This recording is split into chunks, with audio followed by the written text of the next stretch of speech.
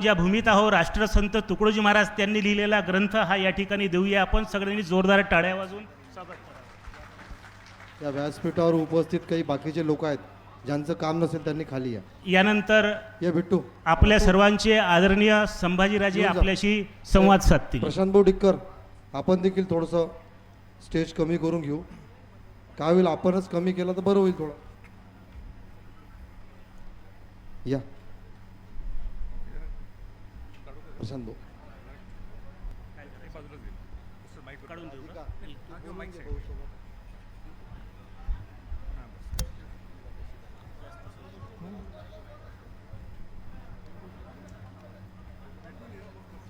तुमचं काही काम आहे का? चला ना तुम्ही कृपया व्यासपीठावर काही जास्त गर्दी करू नका। छत्रपती शिवाजी महाराज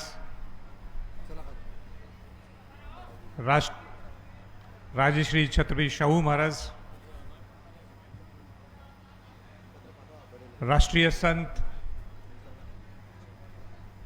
तुकडोजी महाराज यांना अभिवादन करून मी आज काही भाषण करणार नाही आहे। ही जागा नाही आहे भाषण करण्याची, पण ज्या व्यथा मी पाहिलेल्या आहेत त्या व्यथा मांडण्यासाठी एक मी 2 मिनिटं उभा आहे।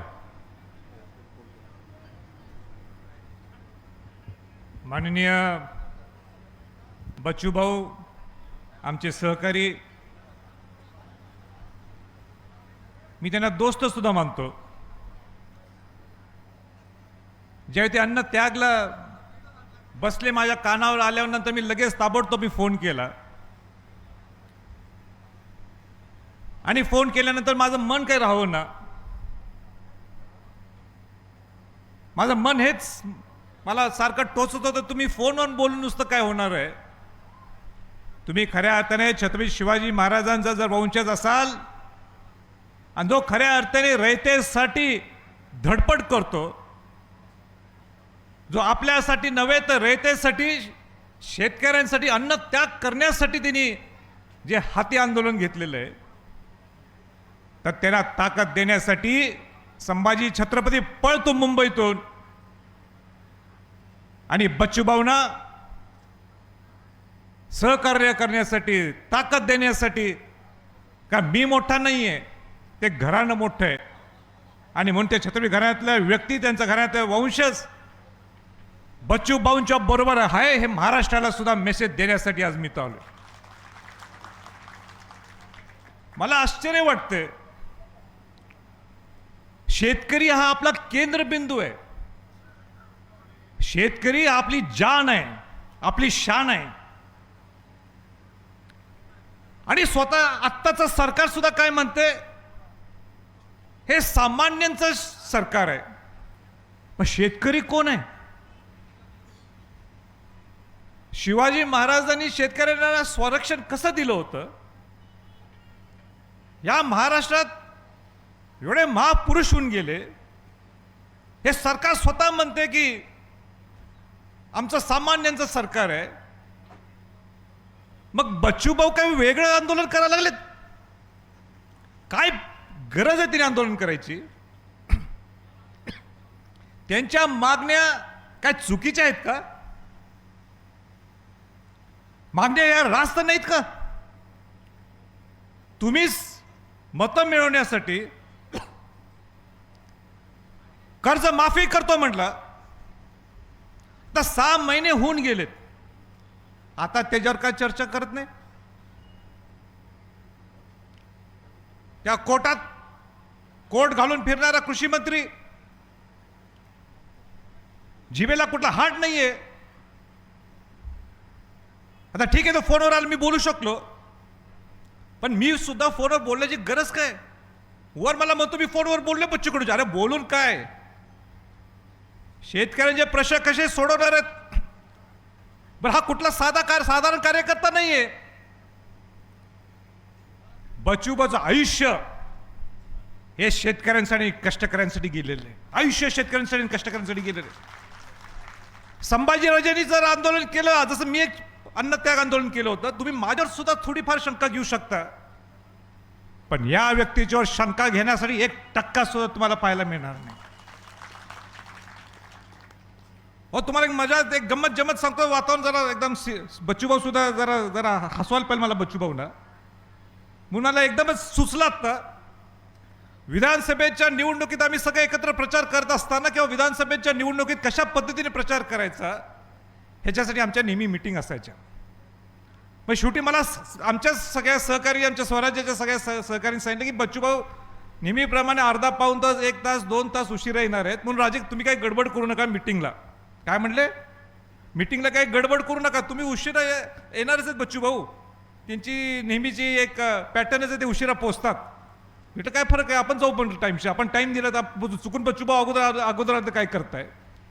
आणि मग मी माहिती घेतली हे कुठं आहेत, हे ना का उशीर होतो, हे ना मीटिंग महत्वाची नाही, हे ना राजकारण महत्वाचं नाही, पण हे कोणाच्या बरोबर दिव्यांग लोकांच्या बरोबर चर्चा करत बसलेत,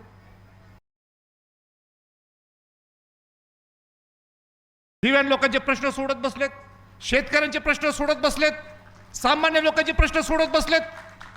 राजकारण गेलं खड्ड्यात, मीटिंग गेली खड्ड्यात.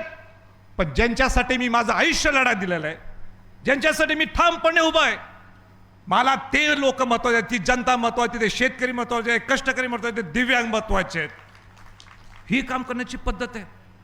आणि सरकार ही परीक्षा बघायला लागले या व्यक्तीकडून 5 दिवस सुद्धा कसे. दुसऱ्या कोणी ते आंदोलन केलं तर मी समजू शकतो. प्रामाणिक कष्टाळू, त्याची ओळखच आंदोलक म्हणून आहे. ह्याची ह्या माणसाची, ह्या व्यक्तीची ओळख आमदार किंवा मंत्री म्हणून नाहीये. ह्याची ओळखच हा कष्टकऱ्यांसाठी, सामान्य लोकांसाठी, गरिबांसाठी, दिव्यांगांसाठी आयुष्यभर लढा दिलेला आहे. आणि ह्यांच्यावर तुम्ही शंका व्यक्त करता. आतापर्यंत मिटिंग आहे ते प्रश्न जाणले सगळे शेतकऱ्यांचे, जे 16-17 प्रश्न दिलेले आहेत ते रास्त आहेत प्रश्न. तुम्ही विचार करण्याची गरज नाही आहे तिथं. तुम्हाला त्यांची 4, 5, 6 दिवस नेण्याची पुढे गरजच नाही आहे. तुम्ही घ्या ना मिटिंग, विषय सोडून टाका ना. पण माझं सरकारला आव्हान आहे, जर काय बच्चूभाऊंची तब्येत खालवली तर त्याला जबाबदारी सरकार असणार आहे. त्याला जबाबदारी सरकार असणार. आणि अशी पाळी आणू नका की आम्ही सुद्धा त्या करायला त्यांच्या पाठोपाठ जाऊ. मग त्यांच्या बरोबर तर आम्ही आहोतच पूर्वीपासून आहे, ह्याच्या पुढे सुद्धा असणार आहे. पण परिस्थिती ही आणू नका की महाराष्ट्र पेटेल. परिस्थिती ही आणू नका की शेतकरी ज्या पद्धतीने पंजाबमध्ये आवाज उठवला, आपला शेतकरी शांत आहे, संयमी आहे, कष्टाळू आहे, म्हणून तुम्ही ह्या शेतकरी बांधवांना गृहीत धरू नका. नाही तर पंजाब सारखी परिस्थिती झाली निर्माण तर ते महाराष्ट्राला परवडणार नाही. अजूनही हातात वेळ आहे, 1-2 दिवस हातात वेळ आहे, तर तुम्ही लवकर निर्णय घ्या. योद्धा पातळीवर तुमची मीटिंग इथं पाठवा. नुसतं मंत्र्यांना नावासाठी पाठवू नका. इथं काय करणार आहे तुम्ही कागद तयार करूनच या की हो बच्चू भाऊ तुमच्या ह्या मागण्यापैकी ह्या मागण्या पहिल्या मी सोडतोय, बाकीच्या मागण्या ह्या पुढच्या महिन्यात सोडतोय. आणि म्हणून बच्चू भाऊ तुम्ही तब्येतीची काळजी घ्यायला पाहिजे. मी मोठा नाही तुमच्यापेक्षा वयाने, पण माझा अधिकार आहे. या घराण्याचा वंशज म्हणून, शिवाजी महाराज शाहू महाराजांचा घराण्याचा वंशज म्हणून माझा अधिकार आहे. मला आजही आठवत की तुकडोजी महाराज ज्या कोल्हापूरला आले होते, ते आमच्या आजोबांना छत्रपती शहाजी महाराजांना नवीन राजवाडा भेटायला होते. आणि मला माहीत नव्हतं, ज्यावेळी मी त्या आश्रमाला गेलो ते मला सांगण्यात आलं. पण सांगायचं तात्पर्य एवढंच आहे की बच्चूभाऊ माझा तुमचा अधिकार ह्याच्यासाठी आहे, तुमचे पल्स रेट आता कमी झालेले आहेत. आताच माझ्यासमोर डॉक्टरनी सांगितलं पल्स रेट कमी झालेले आहेत, तुम्ही पाणी कमी पिताय. इथं भाषणाच्या पेक्षा आणि फार गर्दी करण्यापेक्षा इथं गर्दी कोणी स्टेजवर करू नका. त्यांना जास्तीत जास्त एनर्जी त्यांनी वाचवणं गरजेचं आहे. कोणाशी बोलायचं नाही बच्चूभाऊ, तुम्ही माझं ऐकायलाच पाहिजे. तुम्ही ऐकायला पाहिजे. तुम्ही दुसरं कोणाचं ऐकू नका. एक शेतकऱ्यांचं ऐका आणि आमचं ऐका. तुम्ही अजिबात बोलायचं नाही कोणाशी. जास्तीत जास्त वेळ स्वतःची एनर्जी वाचवा. पाणी 4 ते 5 लिटर, जे त्यांच्या बरोबर कोर्टीमध्ये त्यांनी 4 ते 5 लिटर पाणी प्यायचं. सकाळी उलटी झाल्यामुळं ते पाणी कमी घ्यायला लागलेले आहेत आणि 3 ते 4 लिटर पाणी जात नाही. आपल्यासाठी आपला योद्धा लढवा ठेवायचा असेल तर पाणी 4 ते 5 लिटर जायला पाहिजे रे. तिने कोणाशी बोलायचं नाही, जास्त उठायचं नाही. आणि इथं आमच्यासारखे कोण भेटायला आले तरी बघायची सुद्धा गरज नाही. बच्चू भाऊ, आम्ही समजू शकतो की आम्ही आलो भेटायला, इथं ॲटोमॅटिकली नोंद होते आणि आम्हाला नोंद करायची सुद्धा काही गरज नाही. पण तुम्ही अरे आलाय ओ अंकुश कदम आलेत, हात द्या. मग अंकुश कदमनी कानात काय ती जाऊन सांगायचं, काय सांगायची गरज नाही. अंकुश भाऊ धनंजय जाऊन भेटणार, हा दीपक केदार येणार, हा ठीक आहे आले, सगळ्यांना नमस्कार करा. नमस्कार करायची सुद्धा गरज आहे. हे सगळं मान्य ना तुम्हाला? आपण नुसतं तिथं बसून त्यांना आशीर्वाद द्यायचा आहे, आपण त्यांना तिथं बसून नुसतं पाठिंबा द्यायचा आहे. बच्चू भाऊ हम तुम्हारे साथ है, काय म्हणायचं? बच्चू भाऊ मध्ये मध्येच काय म्हणायचं आपण सगळ्यांनी उठून? बच्चू भाऊ हम तुम्हारे साथ है. एवढं म्हटलं तरी बच्चू भाऊ ताकद येते. त्याची ताकदच तुम्ही या. म्हणून इथं कोण जास्त भाषण बिषणा त्याच्या पुढे करायला देऊ नका अशी माझी सगळ्यांना विनंती आहे. भाषण आलंय, मोठा नेता आलाय, ते बोलावं, पण त्यांनी बोलून सुद्धा कृतीत सुद्धा आपण मुंबईत जाऊन काय करू शकतो, आपली जबाबदारी काय. जसं मला मगाशी फोन दिला कृषी मंत्र्यांशी, मी बोललो कृषी मंत्र्यांशी. आणि काय जबाबदारी नुसतं भाषण करून चालणार नाही. आपण काय करू शकतो, हे आंदोलन आणि मोठं कसं करू शकतो, ह्याच्याकडे सगळ्यांनी लक्ष घालायला पाहिजे. स्वराज्य पक्षाचे सगळे लोक सगळे इथं समोर बसले ते तर घालतीलच, पण सगळ्यांनी पक्षाच्या पलीकडे हे सगळं, हे शेतकऱ्यांचे प्रश्न आहेत. आणि म्हणून आपण या उन्हाळ्यात सुद्धा आपण इथं सगळेजण आलात. उलटं उन्हाच्यामुळं आपलं डिहायड्रेशन फार होते, त्याच्यासाठी पाणी भरपूर प्या. आणि सगळे बच्चूभाऊंच्यावर जे सगळे इथं बसलेले आहेत त्यांचे सगळं सहकार्य, तुम्ही स्वतः तब्येतीची काळजी घ्या.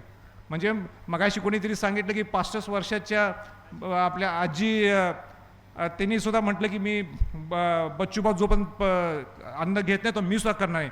आणि सगळ्यांनी आपण टाळ्या वाजवल्या. अजिबात नाही, का टाळ्या वाजवायच्या नाही, वाजवायच्या टाळ्या. तिने का करावं आंदोलन? माझी विनंती आहे, जे 50-60च्या वरचे जे कोण असतील लोक त्यांनी आंदोलन करू नये. तुमचा जीव सुद्धा महत्वाचा आहे. आपण म्हणजे 55-60च्या दरम्यानचे लोक आहेत तिथंच डेडलाईन ठेवा. माझी सगळ्यांना विनंती आहे कोर टीमला, 60 वर्षाच्या वर वयस्कर जर इथं कोण असलं, माझी विनंती आहे तुम्ही आंदोलन करू नका. तुमचं सुद्धा जीव, तुम्हाला काही वाईट उलटं झालं तर त्यांना आनंद वाटणार आहे, त्यांना बरं वाटणार आहे. आणि म्हणून आपण सुद्धा काळजी घ्यावी अशी माझी सगळ्यांना विनंती आहे. आणि आपण पूर्ण बच्चूभाऊंच्या मागं उभा राहू. एवढंच बोलतो आणि थांबतो.